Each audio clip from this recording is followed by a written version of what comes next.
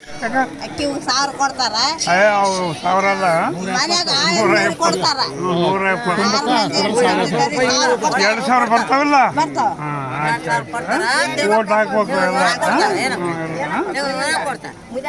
ವಿವಿಧ ಗ್ರಾಮಗಳಲ್ಲಿ ಶಾಸಕರು ಜಿ ಎಂಪಯ್ಯ ನಾಯಕ್, ಅಭ್ಯರ್ಥಿ ಜಿ ಕುಮಾರ್ ನಾಯಕ್ ಅವರ ಪರ ಪ್ರಚಾರ.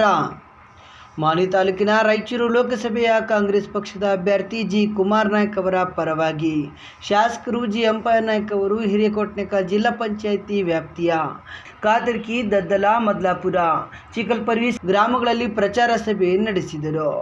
ನಂತರ ಮಾತನಾಡಿದ ಶಾಸಕರು ಜಿ ಕುಮಾರ್ ನಾಯಕ್ ಅವರು ಉತ್ತಮವಾದ ವಿದ್ಯಾವಂತ ಅಭ್ಯರ್ಥಿಯಾಗಿದ್ದು ನಮ್ಮ ಜಿಲ್ಲೆಯಲ್ಲಿ ಜಿಲ್ಲಾಧಿಕಾರಿಗಳಾಗಿ ಸೇವೆ ಮಾಡಿರುವುದರಿಂದ ಜಿಲ್ಲೆಯ ಸಮರ್ಪಕವಾದ ಮಾಹಿತಿ ಅವರಲ್ಲಿದೆ. ನಮ್ಮ ಜಿಲ್ಲೆಗೆ ಹೆಚ್ಚು ಅನುದಾನ ತರುವುದರ ಮೂಲಕ ಜಿಲ್ಲೆಗೆ ಅಭಿವೃದ್ಧಿ ಮಾಡುತ್ತಾರೆ ಎಂಬ ವಿಶ್ವಾಸ ನಮ್ಮಲ್ಲಿದೆ. ನಾವೆಲ್ಲರೂ ಜಿ ಕುಮಾರ್ ನಾಯಕ್ ಅವರಿಗೆ ಬೆಂಬಲ ಕೊಟ್ಟು ಬಹುಮತದಿಂದ ಆರಿಸಿ ಕಳಿಸಬೇಕಿದೆ. ರಾಜ್ಯ ಸರ್ಕಾರವು 5 ಗ್ಯಾರಂಟಿಗಳನ್ನು ನುಡಿದಂತೆ ನೀಡಲಾಗಿದೆ.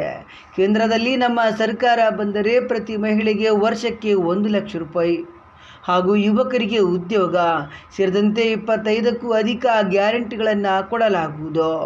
ಬಿಜೆಪಿ ಸರ್ಕಾರ ಕಳೆದ 10 ವರ್ಷಗಳಲ್ಲಿ ಏನು ಕೆಲಸ ಮಾಡದೆ ವಿದ್ಯಾವಂತ ಯುವಕರಿಗೆ ಉದ್ಯೋಗ ಕೊಡದೆ ಈ ದೇಶದ ಪ್ರಧಾನಿ ನರೇಂದ್ರ ಮೋದಿ ಅವರು ಪಕೋಡ ಮಾರಲಿಕ್ಕೆ ಹೋಗಿ ಎಂಬ ದುರಂಕಾರದ ಮಾತುಗಳನ್ನಾಡಿದ್ದಾರೆ. ಅವರನ್ನು ಅಧಿಕಾರದಿಂದ ಕೆಳಗಿಳಿಸಿ ದೇಶಕ್ಕೆ ಒಬ್ಬ ವಿದ್ಯಾವಂತ ಪ್ರಧಾನಮಂತ್ರಿಯನ್ನು ಆಯ್ಕೆ ಮಾಡಲು ಉತ್ತಮ ಅವಕಾಶ ಒದಗಿ ಬಂದಿದೆ. ಆದ್ದರಿಂದ ಮೇ 7ರಂದು ನಡೆಯುವ ಚುನಾವಣೆಯಲ್ಲಿ ಹಸ್ತದ ಗುರುತಿಗೆ ಮತ ಚಲಾಯಿಸಲು ಕೋರಿದರು.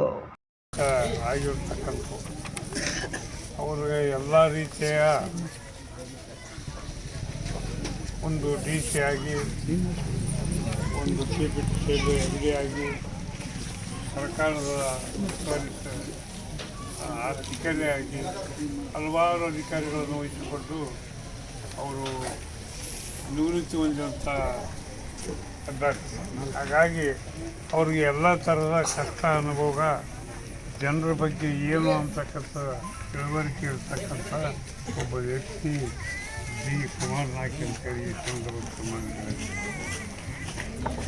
ನಾನು ಸ್ವಲ್ಪದಲ್ಲಿ ಹೇಳ್ಬೇಕಾದ್ರೆ ಅವರು KPTCL MD ಇದ್ದಾಗ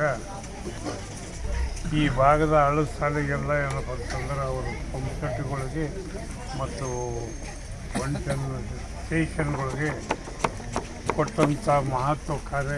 ಈ ಸಂದರ್ಭದಲ್ಲಿ ರಾಜಾ ವಸಂತ್ ನಾಯಕ್, ಶಂಕರ್ ಗೌಡ, ಬಸನಗೌಡ, ಜಿಲ್ಲಾ ಪಂಚಾಯತ್ ಮಾಜಿ ಸದಸ್ಯರಾದ ಹನುಮೇಶ್ ಮದ್ಲಾಪುರ್, ಅಂಬಣ್ಣ ವಿಶ್ವಕರ್ಮ, ಸತ್ತಾರ್ ಸಾಬ್, ನರಸಿಂಹ KB ಗುತ್ತೇದಾರರು, ಗೋವಿಂದಪ್ಪ, ಬಸವರಾಜಪ್ಪ ಗೌಡ, ಸತ್ತರ್ ಬಂಗ್ಲೆವಾಲೆ, ಉಸ್ಮಾನ್, ಮಂಜುನಾಥ್, ರಮೇಶ್ ನಾಯಕ್ ಸೇರಿದಂತೆ ಇನ್ನಿತರರು ಉಪಸ್ಥಿತರಿದ್ದರು.